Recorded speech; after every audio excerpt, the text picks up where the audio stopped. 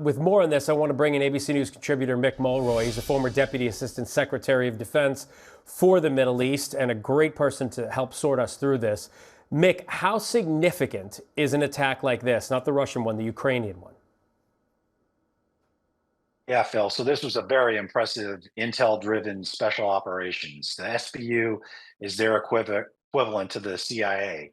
And it's obvious that they planned this for many, many months, and it was carried out exquisitely to be able to hit all four of these strategic airfields that are thousands of kilometers into Russia, essentially simultaneously, causing billions of dollars worth of damage to their strategic level bombers. So not just the aircraft that they use to attack Ukraine almost daily, but also the aircraft they would use to deliver nuclear weapons should they have a war that would require that from themselves. So this is a huge success for Ukraine. Hopefully it pushes Russia to accept the U.S. proposed 30-day ceasefire, but it's going to cause militaries around the world to look at just what level of security they have for their strategic assets, because this proved the vulnerability is right there in what we're seeing right now. Yeah, Mick, that's something I took away from the last time we spoke, hour and a half or so ago, that other militaries around the world are going to have to look at this, because we just got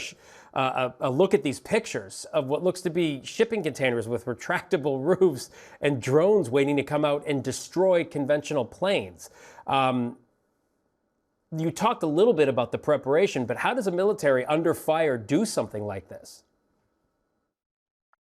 So it took a lot of patience for sure, and it took a lot of really hard intelligence work and covert operations to be able to know exactly where they needed to get, how they could get there, and then do this all coordinated in timing. And you referenced President Zelensky oversaw this himself.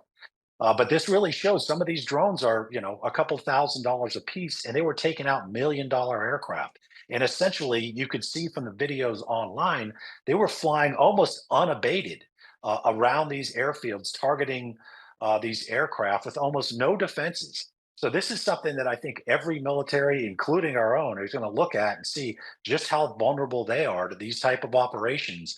Relatively low cost for the impact in the billions of dollars. And some of these aircraft will take years to replace, if they even replace them.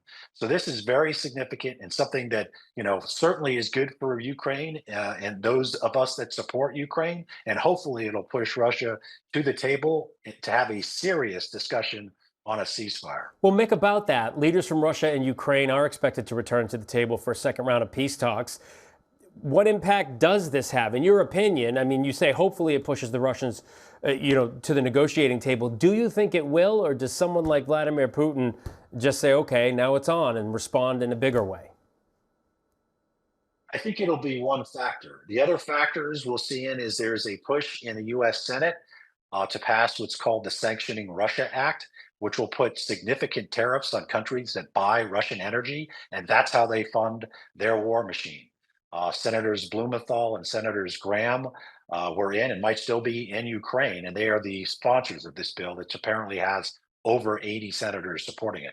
That would be a huge factor. Also, increasing security assistance across the board for the United States and Europe, as well as releasing some of these frozen Russian assets. These are all factors that is what brings Putin to the table. That is what he understands, consequences, the only thing he understands. He likely would not admit that this was a factor that would bring him to the table, but I certainly think it will be one of the factors, including the others I just referenced. All right, well, we'll be watching this week. Mick Mulroy, thanks as always for your time.